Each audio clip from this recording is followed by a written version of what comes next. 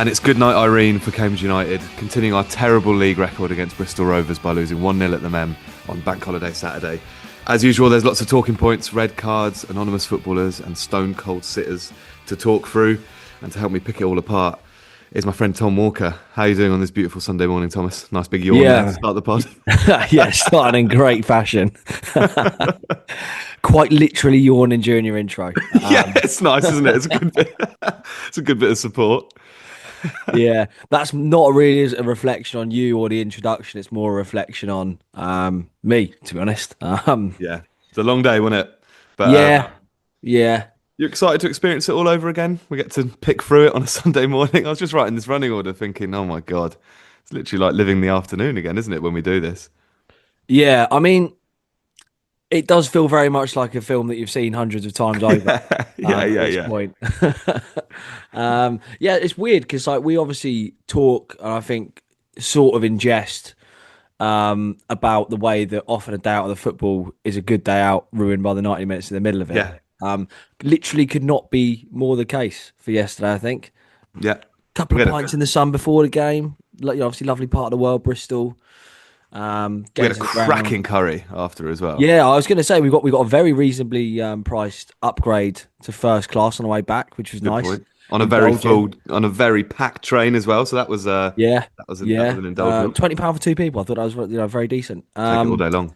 And then like an extraordinary curry afterwards. Incredible. Which I have to say was great. And yeah, I mean, genuinely, the football's the thing that you go for, and it's obviously, you buy a match ticket and you do all the travel and stuff, but routinely it is just the worst bit of the day. But yeah, we had whatever. Yeah. The only thing that might have beaten that curry for me, Tom, might be a sort of Matchday Meal at the Old Spring, which is obviously our sponsor for the season, down on Ferry Path, Cambridge, CB4 1HB. You can get yourself a Matchday meal, any match day when we're home or away. So yesterday you could have popped in there and got yourself £15 for a burger, fish and chips, or a skepasti, and a beer. And then obviously you've got happy hour as well, 6 till 7 p.m. every Saturday. And if it's not a Saturday or a match day, you can still get 10% off as long as you've got a Cambridge United season ticket or an upcoming match ticket. So do go make the most of that. That happy hour might have come in handy yesterday, Tom, if we were in the CB4 area. Let's talk about this game. Let's start quite general. I think me and you are about to surprise a few listeners with our take on the game, which I don't want to put words in your mouth because we haven't caught up since the immediate sort of aftermath and what we were talking about after full time.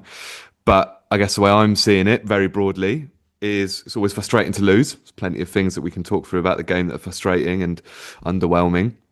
But I think I'm feeling quite mellow about it, and I'm feeling quite sort of, I think the word is sanguine actually, very sort of quite relaxed in a way about it, and nowhere near as frustrated as a lot of fans are, I think. Yeah, I think I'm the same. Sanguine's a great word. Great word, isn't it? I know. Yeah, I'm proud of myself for that. Thanks for that. I used the word decorum in a conversation with a friend the other day, and they were shocked as you are, mate. I'm not going to lie. Anyway, the game. Yeah, I think I'm pretty much on the same page, really. I mentioned at the top of the show, like it feels like a film that you've seen 100 times over, and I just feel like it's the sort of game that really typifies what League Two is. Very, very little between the teams. I don't think Bristol Rovers were necessarily better than us. I think first half they were the better team. Second half we were probably the better team. Obviously we're a goal behind, so game state dictates that we're obviously pushing a little bit. Obviously, not much quality in either box really. For either team, it's a poorly defended long throw that obviously wins end the game, and we push and we huff and we puff. We just can't quite do what's needed to force the ball over the line. I feel pretty much the same. I think there's part of it as well as when you look at Rovers and you think like, that's a team that's tipped to obviously do pretty well this season. A lot of people have had them in and around the top three.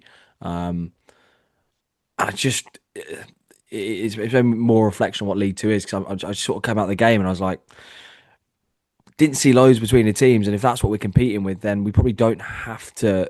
We're probably not as far away as a lot of people think, and I think there has been quite a frustrated sort of reaction to this result. Obviously, like you said, you don't want to lose games, like you want to take as many points as you can, of course, but I just don't think it's the end of the world. Like you've gone away to arguably one of the toughest places in the league. If you agree that Bristol Rovers will probably be up there come the end of the season, and of very very narrow margins of cost us the game, and it is what it is, and you have to sort of bounce back. And realistically, if you can win the two home games that are coming up, which I think we'll hopefully be expected to do, particularly Newport, and then obviously we go into Oldham, who are obviously newly promoted.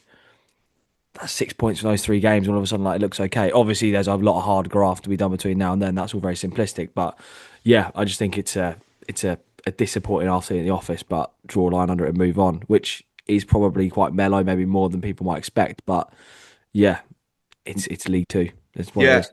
yeah. I think it's kind of one of those things where we kind of need to get to grips with what happens in League Two. And any EFL commentator, you're not the top 20s, you Gab Suttons. They all have Bristol Rovers, if not in their top three, then definitely in their top seven, like unanimously, where they had us somewhere between. I mean, I think none of them had them anywhere, us in the playoffs, and they had us between like you're like eighth and all the way down to like 19th and 20th, some of them. Now, I'm not saying that that's obviously that isn't that isn't obviously factual. That's just a prediction that they're making. But I think the point is here that a lot of the frustration from people, maybe they're forgetting slightly about the opposition. I think just in terms of the bare facts of it, they've got a better squad than us, in my opinion. I think in almost every area of the pitch, I think they've got a stronger squad. They shouldn't have ever been relegated. Let's make that clear about Bristol Rovers. Like the way the appointment they made in January in Calderon was absolutely the wrong one. And if you look at the position they were in like the end of March last year, I think there was something like 9 or 10 points clear of the drop or something terrible, and they just didn't win a game for the rest of the season. Obviously, I mean, it's a meritocratic thing. You end up deserving to finish where you finish. But just to say, that they were strong enough for the vast majority of the League One season that this is a squad that shouldn't have ever been relegated, unlike us or Shrewsbury or probably Crawley as well. They've also got a manager who's unanimously loved, who's been very successful there in the past. There's also the fact of like the footballing gods. I mean, I thought we'd lose this game just because you're going to a side that hasn't won all season, who are pretty strong. It's going to happen. Like at some stage, I know that's not a science, but they are going to win a game of football at some stage. Do you know what I mean? That's like in this level where the margins are so wide, as we talked about recently in League Two. It just doesn't surprise me that at some point they are just going to go and win a game of football. But still, after all of that, it was a nothing game. Like you just very eloquently said, like we weren't any worse than them for large swathes of the game. They probably had the best of the first half, and we had the best of the second. Game did dictate that. And at the end of the day, we're Kylian Kouassi not stepping over the ball from 4 yards out from getting a point out of it, and probably everyone being delighted with a point out of it, right? So I think it's just that where I say the margins are quite wide in League Two, I think the margins in that game were, to quote a famous man, there were quite fine lines between us being happy and being unhappy with it. And I guess that if you come out of that with a point, everyone's delighted. And I still just think, on paper, that's probably one of the toughest assignments of the season. No, to go if you believe what the pre-season predictions are, if you believe the fact they've got a good manager and a good squad, going away to Bristol Rovers is probably one of the toughest games of the season. And we've shown plenty to think that we're pretty close to being good enough to get something out of that game. So think about what we should get out of the next two home games, right? I guess that's kind of vaguely where I'm thinking. Yeah, fast forward 2 weeks and we've been beaten by Newport and Oldham, and that. This is true though. Like if we do lose both those games, then obviously Yeah, that you change everything. I guess I'm judging us more on those two home games than I am on Bristol Rovers away. Is what I'm trying to say. yeah, I do agree, and I think like it is frustrating. Like the game was a difficult watch, because it just felt like, come on, like go on, Yeah, kind of fashion something, some sort of opportunity, which we did, towards the end, and like you say, definitely should have found ourselves level. But I didn't feel the same after Harrogate. Actually, I was very, very frustrated, as you very well know, after Harrogate. But like you look back on it afterwards, and you think like you've just got to try to not like get too high or too low. Like coming out of Colchester, for example, obviously we were delighted with the win, as obviously you should be, to turn it around and win away from home. Again, arguably a difficult place to go. But like there's unfortunately League Two's a division like that, where you can drop points home to Harrogate on the Saturday, then go and beat Colchester away on the Tuesday, and then come back down to earth on the following Saturday. And obviously there will be teams in the division, like you look at MK, for example, who start to click into gear, who will just be able to fly and just be consistent and just results after results after results. We don't quite look like that team at the moment, rightly or wrongly. And yeah, look, we've got a really good opportunity to put it right. You know, I'm not really counting the Charlton game too much, so I imagine we'll make a few changes, enforced or otherwise. But two really presentable fixtures coming up. It obviously puts a bit of pressure onto those, particularly the Newport games. You feel like you have to win probably both of those. But yeah, I mean, if we do that, that's then what 13 points from 7 games, and you're thinking we're probably like a decent playoff side there. But there's a lot of ifs and buts in there. We're obviously focusing now on Bristol Rovers, and yeah, obviously a frustrating afternoon in the office, but not terminal is what I'd say. Exactly. And to give you like a bit of an indication of that, speaking of these two home games, currently we've got 7 points from five, which trends to 64 points. In the last 2 seasons, that would have us exactly 12th. So plenty of people's pre-season predictions of being mid-table. That is the team we are at the moment. But take 4 points from the next home games, next two, draw one, win one. That moves us to an average over the course of the season of 72, which is sixth last year, so a playoff side. So that's we don't even have to win them both. If you do win them both, that's 85 points that we're trending towards, which is champions. So what I'm saying is like you've got two really presentable fixtures coming up. Obviously, it puts a bit of pressure onto them. I'm not saying it's a given, but you can even just take 4 points from those, and you'd be okay. This isn't. It's not get too high, not get too low. Which I think the reason to go right back to the top of the show, people might be surprised, is often we are maybe guilty of getting a bit too high and a bit too low on this pod, and as fans in general. And I guess it's just one of those moments where maybe just take a deep breath. We don't need to do it.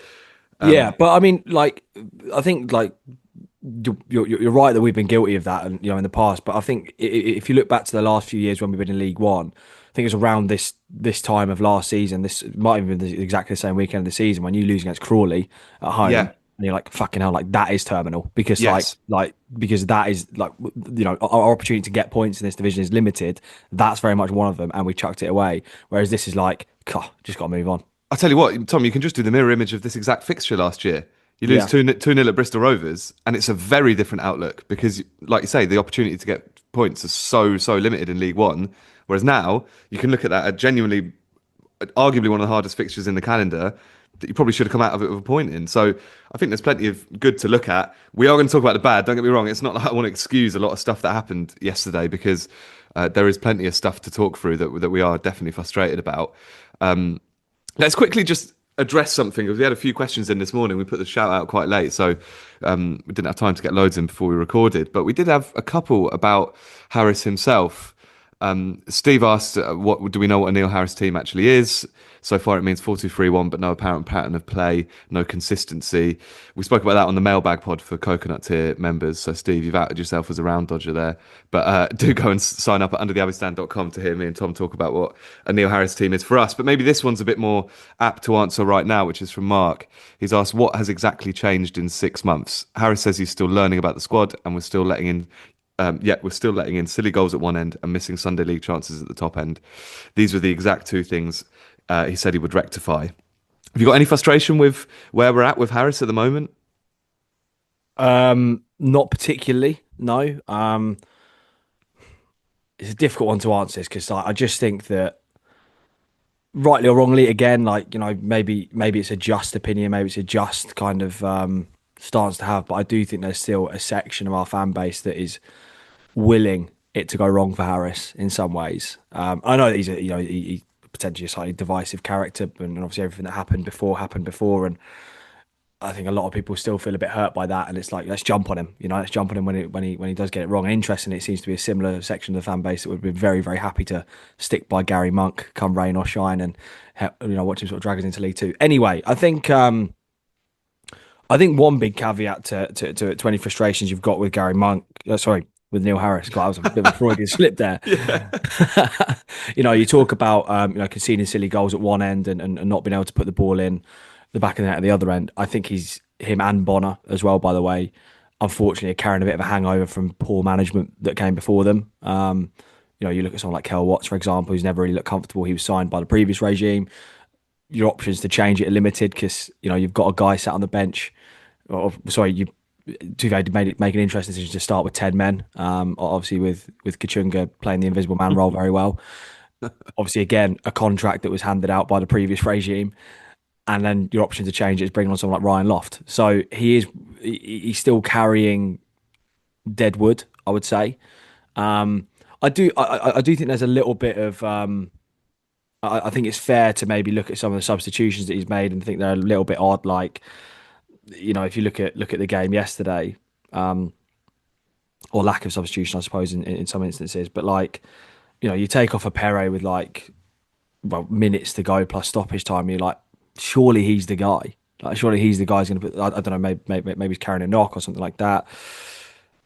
To leave Kachunga on for more than an hour is strange because he contributed genuinely nothing, as has been the case for the last two and a bit years, I suppose.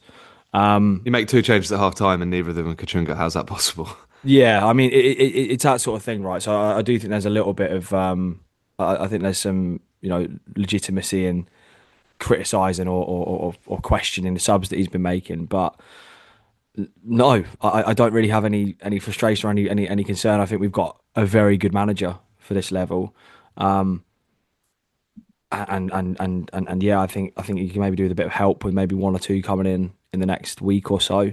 I don't know what we'll be able to do or what they're trying to do, but I think you definitely need a couple of reinforcements that will really help things. But yeah, I don't know. I find the sort of question of the manager. I'm just assuming here, but I think it must come from a place of frustration or disliking the bloke rather than anything that's actually happening. Because look, not a whole load has changed if you want to frame it like that. But I think for the level we're at, I think overall we look okay. More to come, I think. But yeah, he can only deal with what he's got, I suppose. Feels like in general we're like a player or two away from being like a serious contender for the top reaches, not just the playoffs. And I think the starting lineup yesterday kind of typified that. Liam Bennett starts at right mid, Brophy on the bench. We're assuming that's what the kind of knock was that Harris hinted at in the presser. Liam Bennett starting at right mid. I know he started there on the Tuesday night in the cup a couple of weeks ago and played well there. Does that not just scream like you don't have enough reinforcements on out wide? If your right back, your next option is to play your right back out wide. Surely that's like you've been banging the centre back drum for ages, and you were right way before it became obvious. I honestly feel like I've been banging this drum for a while now. That while we've been chatting about strikers, and we're going to come on to that, don't worry. We need some wingers in this squad. Kai isn't going to play 46 games this season. Brophy's been well underperforming. And then your next option is Liam Bennett or Ben Knight. He's not really a winger. He's not a traditional winger, at least. He's definitely someone who wants to cut inside and play a bit more centrally than someone who wants to hug a touchline. I don't know. Do you disagree? No, not at all. I mean, I'll say that I think that Bennett playing a little bit higher up is something that a lot of people have been quite keen to see. So, Mm, that's true. something that a lot of people have been asking for. I've seen people sort of asking for, and even on Tuesday night, like people were discussing it and thinking that might not be such a bad option. So there is that. But yes, you're right. Like we're desperate out there. You're Like like desperate. Like I don't think yeah, like enough of us are talking about it. yeah. I Desperate. mean, and obviously you talk about the options if it's not Kai and it's not Brophy. Like you're right that out wide would not probably be Ben Knight's natural position. He's not the sort of winger in like a Kai mold, is he? But he's also like very young and like Yeah. probably not that reliable and not played loads of football. So what we really miss out there is like a really kind of reliable option, I suppose. Definitely one, probably two need to come in that sort that part of the pitch. And yeah, I mean, like again, it's another example like of the manager can sort of do I'm sure he's tried his damnedest but he can only deal with what he's got available, and the answer is that at the moment he just doesn't have loads available, Mm. particularly out wide. So yeah, there's Yeah, that. and it's interesting, like in the game state that we were in the second half, when they're sort of sat in so deep, and you're trying to break them down. Something that is really valuable in those situations is having brilliant delivery on you, right? I was watching Jack Sparks in that first half, who I know we've been linked with in the past, and maybe he's a bit of an unfair example because I think he's pretty renowned for having like one of the best crosses, especially from a dead ball situation, but also from open play. And just thinking like, well, I like Kai and Brophy a lot, and especially Kai this season is not someone I want to criticise too much, but they're not quite that sort of like byline cross it in type of player. Bennett is for sure, and I don't want to. It's not him I'm having a pop at, but it's just we haven't got another one who can give you that sort of option when your back's against the wall. What you need is someone who can shift the ball quick, get a good ball in, and then obviously your option is Ryan Loft to tuck it home. Uh, First half. They were kind of all over us, actually, when you look at the numbers, at least. 67% possession, 0.61 XG. We only had one shot in the first half. It's basically we were doing a good impression of Harrogate when they came to the Abbey, really. The goal, though, Tom, it's another sloppy one, really, isn't it? It comes down that same side, our left-hand side, from a throw-in again. I speak of Harrogate, it's eerily reminiscent of the goal we conceded against them. But this time it's Job losing his man. Um, are you putting this more down to personnel? Job, a bit of an individual mistake in Job losing his man, the cross not coming in, Purrington again, or coaching if it keeps happening? Um, it has to be a bit of both, I suppose. Which is a really sort of sit on the fence sort of answer, I guess. But I mean, just in terms of the goal itself, like, I guess we've been praising a lot of the sort of, particularly in an attacking sense of how we've used set pieces and that sort of restart this season. But it's so poor, like it's so sloppy, and it's a sort of goal that I imagine as a manager it must make you tear your hair out because it's so avoidable. It's so avoidable. I think you're right to say that Job's lost his man, like Harrison's left free in the box. But I think the really egregious bit is actually missing the flick on. I think that's the bit where I think it's Appere and Watts both go for the ball, neither of them get it. And I just think like if as soon as they win the flick on, it's like anything could happen. I just think that's the problem. It's two really or two opportunities, I suppose, to stop that from being a goal. Basically, one is obviously two players failing to win a header, and then there's Job losing his man. So yeah, it kind of comes full circle, right? Like we've been talking about how good we've been in set pieces, how brilliant Job was on Tuesday night, to talking about him losing his man and us conceding from a restart. But And getting sent off. yeah, and getting sent off. Yeah, football can bite you on the arse at times. Yeah, can it? On the preview show, you're like, this is when you give him a 10-year contract. Amazing. Yeah. Watch this. Offer him whatever he wants. Yeah. Watch this. There's not much else to comment on in the first half, really. I think the only thing that I noticed watching the highlights back is they do have quite a few chances from balls in out wide. Actually, both sides. The chance just before this, I think Harrison has all three, actually. But there's another one that comes in from the same side, that header at the near post, which you'd probably think he might want to do a bit better with. And I guess does it worry you slightly that we do keep conceding these types of chances, or again, is it just the sort of thing that's going to happen a little bit? You go away from home to a decent side, you are going to concede some chances, right? Yeah, I mean, teams will have chances against us. I think we have to accept that. Even though we feel like probably a relatively bigger fish in this pond, I think teams will at times have chances against us. I think the fact that it keeps happening, that's probably where you talk about your structure, and that's where you talk about, well, what can we do to actually stop this? Part of it will be quality of personnel, to be honest, and what's available, but less resource teams than us will be able to sit in deep and defend the box, like Harrogate, for example, were able to and take something from a game they probably didn't really deserve anything from. We could probably have done better with our structure, I suppose, and just looking at this season, like obviously the Harrogate goal comes from a cross. Just thinking back to Swindon, I think Smith's goal there comes from a cross. I'm sure there's other examples I'm probably just forgetting off the top of my head, but yeah, it's like that, right? So yeah, part of it is going to happen, part of it's going to be quality, but I think part of it is just like you've just got to stand up and you've just got to do be a bit more structured, I guess. And I know it's not as simple as this, but I think it's a good opportunity to talk about Ben Purrington, because we won't be the only ones who have felt. I mean, the first game of the season, I actually picked him out as someone who I thought played really well and was like a big asset to what we had. And I thought the balance of our left-hand side that day with Kai as a sort of inverted winger was really good on that first game of the season. Since then, I've not seen anything from Purrington to sort of back that up. And Harris hooked him at half time yesterday, which for a guy that I was kind of expecting would be one of his blokes, quite surprising. Yeah, it does. A little bit. I mean, I think he's probably one where jury is out a little bit, I suppose.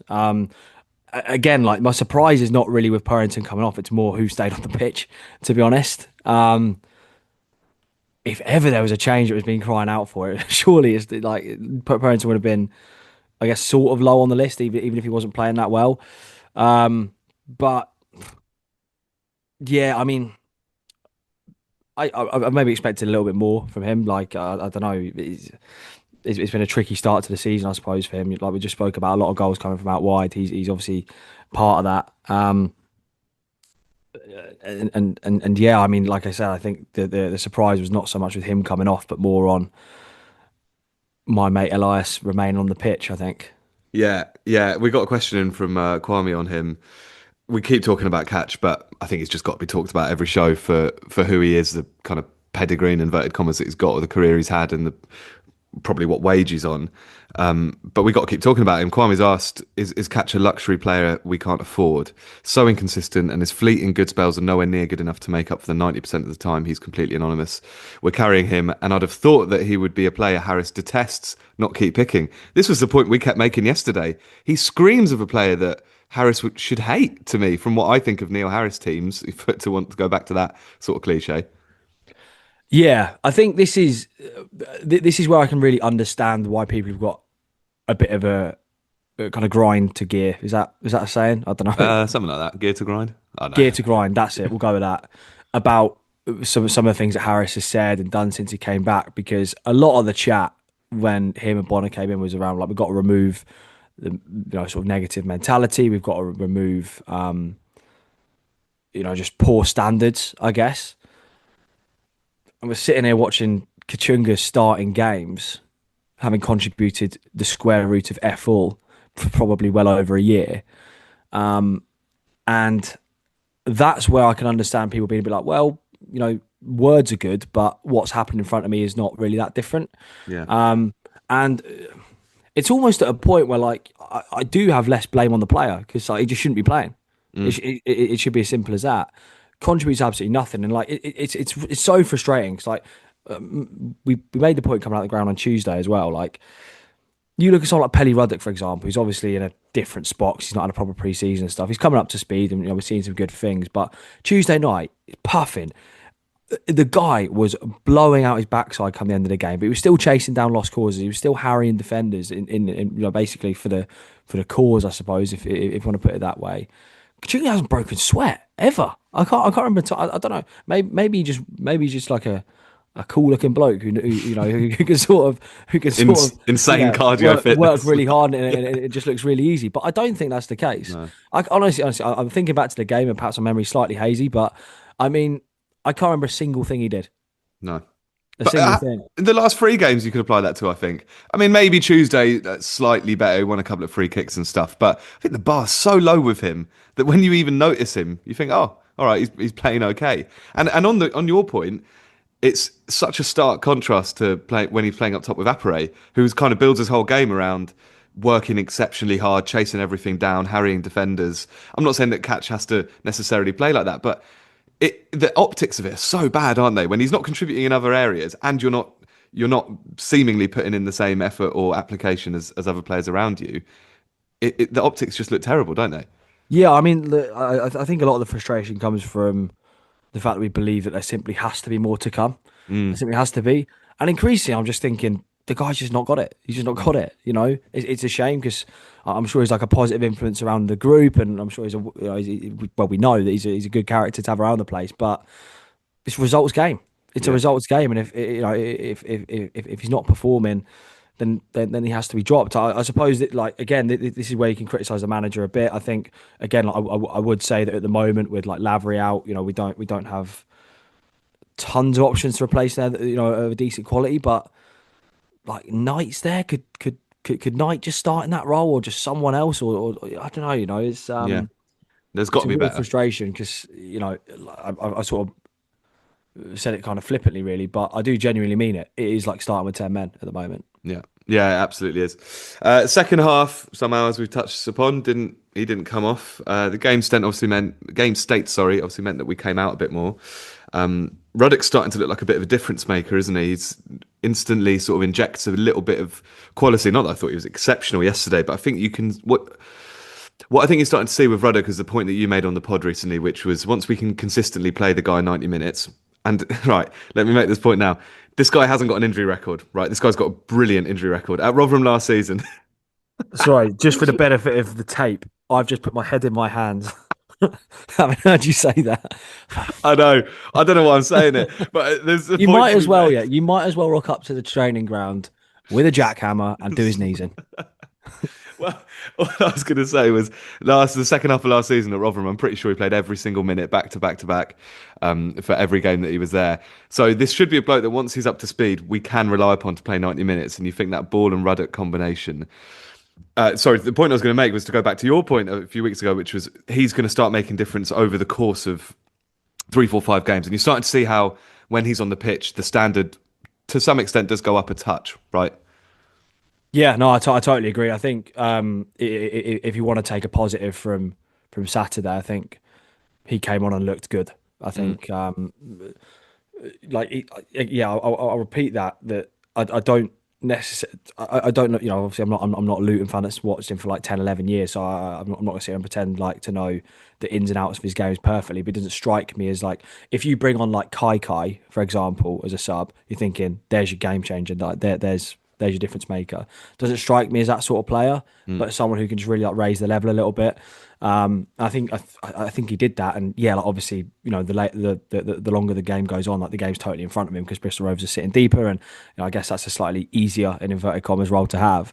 But yeah, I think it feels like that and Lavery coming back is kind of what we're waiting for, to be able to start consistently with a midfield two of Ball and Pelly, and then obviously you have another, a very decent forward option, and suddenly things do look a bit different. But yeah, I think that's the positive, really. Yeah. Yeah, I agree. And second half, I mean, he helped us to 74% possession, 0.73 XG, 7 shots, but none on target, Tom. How worried are you about our attacking force? And let's talk about our man, Killian's chance, which I watched back a bunch of times. Fair enough, after the game, I was a bit more in the moment, like, well, there's no option except he scores. It does get a little nick from a defender. I still think we should be setting a standard of a guy who is a professional footballer and a striker to be able to at least not let the ball run through his legs. Like if he can adjust to take a touch, he should still score. See what I'm saying? I guess it's slightly more difficult than it kind of looks on first viewing, but he's got a bag, hasn't he? Yeah, it's a sitter. It's a It's a sitter. sitter, isn't it? There's no. Yeah, I mean, you can try and make all the caveats that in the world that you want, but he's what, 4 or 5 yards Yeah. out. He has to score. It's quite simple as that, I think. And yeah, I completely agree. In general, about the attacking force, you touched on Apare coming off for Loft. You end the game with Loft and Kouassi up top. I mean, we've spoken about strikers too much on this pod, but my God, that just tells me that Mark Bonner should be watching that going, oh, we're not done there yet. Yeah, I mean, like you don't want to like continually keep digging the guy out, right? But like, it's so clear. Like, we had the guy in League One. My God, um, he was like we're not going to go back to talk about the fee and the contract again, but like even in League Two, like it's pretty clear, like he's not got it. He's not the right quality really to play for us. He shouldn't be coming on. Like he shouldn't be getting minutes. It's a similar result or a similar sort of train of thought that I have with Kachunga, but a totally different context. Because to be fair to him, like the guy tries, like puts himself around a lot, but he never looks like he's in control of his own body. No, You know, never. It's I think bizarre. there was a moment, I think, where he picked the ball up on the left hand side or just outside the box, and like he it doesn't look like he's in control of himself, let alone the football. And I guess on a more serious note, like he's absolutely stitched Job up, by the way, I was just about to say I didn't clock it live for the yesterday, red but card. watching it I back, didn't either. I didn't notice it at all.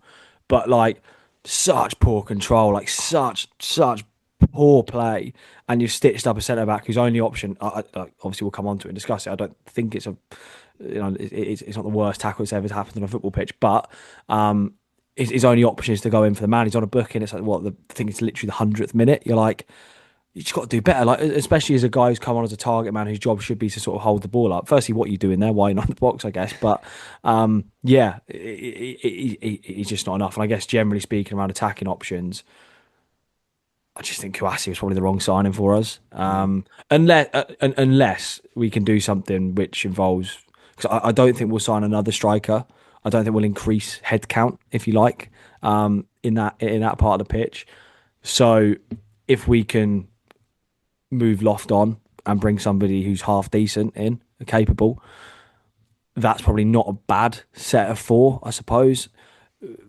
But yeah, I mean, like again, it's pretty thin gruel, I would say, in terms of our options up front without Lavery there. That moment is just worth repeating. I actually would go as far as say Loft should be a bit embarrassed about that. He's a 6'3" target man, protecting the ball on the halfway line under pressure from not even a centre half, not even a defender, from another striker, and he loses it so weakly, like he's not got control of his own body. Like the way he tries to move his body around it, it's like he's never held a ball up before. So again, it's like Kachunga. It's like I'm struggling to figure out what purpose this bloke has got. You're right, Loft. I'm not going to accuse him of not trying in the same way we just talked about with Kachunga, but I'm just like, if surely that should be bread and butter for a player of that profile and that physical stature. Anyway, let's talk about Joe because that moment led to the red card. I thought it was incredibly harsh. Second yellow, I've got to say. It's a 50-50. I just think it's a nothing. I just think it's a. Both players have gone in for it. I don't think he's anything much different. The ref described it as reckless, apparently, according to Harris. Bit of a learning curve of a game for Job in general, maybe. Yeah, maybe a bit. It is real swings and roundabouts for us, though, isn't it? Because Yeah. Tuesday night we were like, I think Don Bullshit had about 9 yellow cards tonight. Got away with it, Yeah. and then Joe gets sent off for that. Yeah, it shouldn't be a booking, should it? Like it just shouldn't. It's like the ref was kind of desperate to give something. And Harris mentioned it in his presser afterwards. But I actually think like when you look back on it, you're like if it's a foul at all, like surely if anyone's reckless there, surely it's the Bristol Rovers player he's got in like again, like we just talked about Loft being out of control of his own body, but he's got him with no real control on sort of where the tackle's going. And yeah, I mean, it's a real shame. It's also a shame that he had to go off one side, then walk across the pitch. Um, Yeah. to Why can't they cheers. go round the side I like don't subs know, do? mate. What's I that don't about? know. Yeah, pretty daft. But yeah, it's a real frustrating one. And again, we've banged the drum about centre back options. Um, we are in trouble. Yeah. Well, Because I think I'm right in saying that the cup won't count I for don't for, know. for a suspension. That might be wrong. I'm not sure. I've seen somewhere that they were discussing it on BBC Radio Cambridgeshire after the game, and apparently the cup doesn't count. If it does, great. Just that's fine. But my God, the thought of starting with Watts and Rossi gives me kittens, man. God, yeah. I actually think he'll start Don Ball there ahead of that and do like McLaughlin and Ruddock ahead of them for Saturday Yeah. if that's the case. I think he'd prefer that. But let's see. Yeah, I mean, I guess it didn't affect the afternoon, really, did it? It's just a moment to sort of sum up a lot of the frustration of the game itself. But sort of to circle all the way back round, let's wrap up this Rovers chat with maybe just a word on like patience. I was thinking. I mean, we've said at the start. For me, it's not that Rovers were amazing on the day at all. They did what they needed to do. And actually, just on that point, do you think something else we're forgetting is they sat back a lot in that second half, especially like the last half an hour? I think we're forgetting that like Rovers fans will probably equally be fuming at Clark, a guy who's another good manager at this level, for sitting back against us when we'd really offered nothing, right? This we're forgetting that the same criticisms we have of Harris, other teams have of their manager, and not that anyone's suggesting sacking Harris, but like, there's no guarantee that that wouldn't happen with a different and the next manager, who there's no guarantee is going to be as good a sort of profile as Harris. Anyway, the next two home games are going to be more genuine indicators for me of where we're going to be come April. Tristan's asked lots of changes over the summer. Do some of our fans need to be a bit more patient while this squad gels? Is that something that's in your head? Patience. Yeah, I think for the first time in 7 years since we started doing this podcast, yeah, I think we need a bit of patience. We are good. Yeah, I think there's been a few surprised faces. But yeah, I think so. I just think that probably come the end of the season, you'll look at a 1-0 defeat to Bristol Rovers and you'll think it's probably not like as bad as maybe it might feel. to Yeah. some at the moment. Yeah, I do think like the next week is going to be quite big in the transfer market as well. Like I do think we're probably two, maybe three away. Yeah, I think that could be a bit of a game changer. So patience may be needed there, but yeah, I think overall, like I can't get away from the idea that there's probably like 15 other teams whose fans might think like this, but I just think we look a bit better than teams that we've played, or just in terms of what our level should be, in this division. I think I've not really seen anything to suggest that we shouldn't be a side that's sort of up and around it come the end of the season. It's just going to take time. Like there's going to be real frustration, and I think Harrogate was a real frustration. Obviously, Bristol Rovers is a real frustration where we've sort of folded at Swindon. It is obviously frustrating, and I think it's a division that can kind of trick you into thinking that you're maybe a bit better than you are at times because, like, we're 5 games in and we're talking about 3 examples already where we come away from games feeling really frustrated. But I do think it is what it is. In League Two, like it's always such a tight division, so you can't get too carried away with one loss. But yeah, I think overall, I just don't think we're that far away. But I suppose there is a nagging sense that we could be sat here in like March and I'll still be saying that. And it'll be the same things happening week on week on week. And that's where it does start to become a real annoyance. But yeah, patience is the word. Patience is a virtue, right? I think if we are sat here in March and we're still talking about it, I think that what we'll be saying is inconsistency, which is a few questions we had from Jaden and Adam. They asked, what's your thoughts on the inconsistent results? It feels like every time we win, after that we lose or draw, we'll be mid-table if this keeps up. I think to go back to the start of the show, I don't think it's quite as dramatic as that in the sense that League Two is such a tight division that I don't think we need to like put crazy runs of wins together to be where we want to be. But having said that, it does feel like a long time since we've backed up a brilliant win with a win on next up, if you see what I'm saying. Maybe again, the next 2 home games, like if you go and beat Newport 3-0, how frustrated would you be if then we were to draw to Oldham? Let's say we beat Newport 3-0, we tuck them away and everyone's going, oh, brilliant, great, finally, like, lots of things clicked. And then you draw to Oldham. How frustrated would you find that in the wider sense of it being an opportunity to capitalise on another home game? I think, like, obviously it would be frustrating. I mean, obviously because they're a newly promoted side, they feel a bit different to other newly promoted sides, Mm. like just because of the size of the club and I guess what their history is, like they're playing the Prem and stuff. So it feels like like maybe a tougher game than it should be. I do think Newport specifically is a real opportunity, like not just to get 3 points and do it in sort of Cheltenham fashion, but I think that's the sort of game where you look at it and you go, you do want to see a bit of a performance here. Like we've invested in a manager who was managing the Championship this time last year, who I think we specifically me and you think is a really good manager. Obviously, a lot of other teams fans will think the same. Invested quite a lot into certain players like Ruddock, for example. A game against Newport at home, that's where you want to see something. That's where you want to see a bit of a statement. The cup game on Tuesday night arguably couldn't have come at a worse time. You feel like you just want like a clear week to kind of go into that Newport game with. But yeah, I mean, I think that's the one where you're like, want to see something there. And then I suppose by the time, if we've won that game, yeah, you're then thinking it's a really good opportunity to follow up against Oldham. Yeah, I think backing up results is something that we have struggled with just generally since the promotion year. I can't think of. I think there was only that one run of that 1 week last season where we beat, was it Burton, Wigan, and Stevenage maybe. I suppose Harris's first 2 games back as well, but we haven't been able to back up a good result with another. So that's got to be the aim, I think. And yeah, I mean, look, 6 points later, it all looks kind of quite pretty. We've forgotten that Bristol Rovers even happened, but yeah, there's obviously a lot of work to do before that. But I do think, notwithstanding Tuesday, I think Saturday's the opportunity to really put down a bit of a marker. I totally agree. I've actually just out of interest, when you mentioned Championship manager there, not the game, I went and just having a little look at Millwall's fixtures for how they started last year, obviously under Harris, just to see if there's any sort of indications about this patience and squad gelling and stuff. They lost the first 2 games of the season, conceded a lot of goals first 2 games of the season, 3 to Watford, 4 to Bristol City, not very Neil Harris team. This then they had back to back. They drew away at Hull. They had back to back home games against Sheffield Wednesday and Luton. Obviously, Luton had just come down from the Prem, so I don't think it's comparable really. But they beat Sheffield Wednesday 3-0 and then lost to Luton. So potential for that to be sort of mirrored in the next two games. But then the point I wanted to make was they get 9 games in. So at the start of October, they go on a 10-game unbeaten run, in the middle of which they win 4 games 1-0 in a row. And in none of these games are more than 2 goals scored.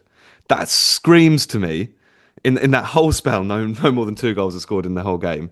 That screams to me that he suddenly got them playing the Neil Harris way after a sort of tricky start and a bit of an inconsistent start. So that's not a science, but maybe it gives you a bit of hope if you're feeling a bit negative right now and a bit frustrated.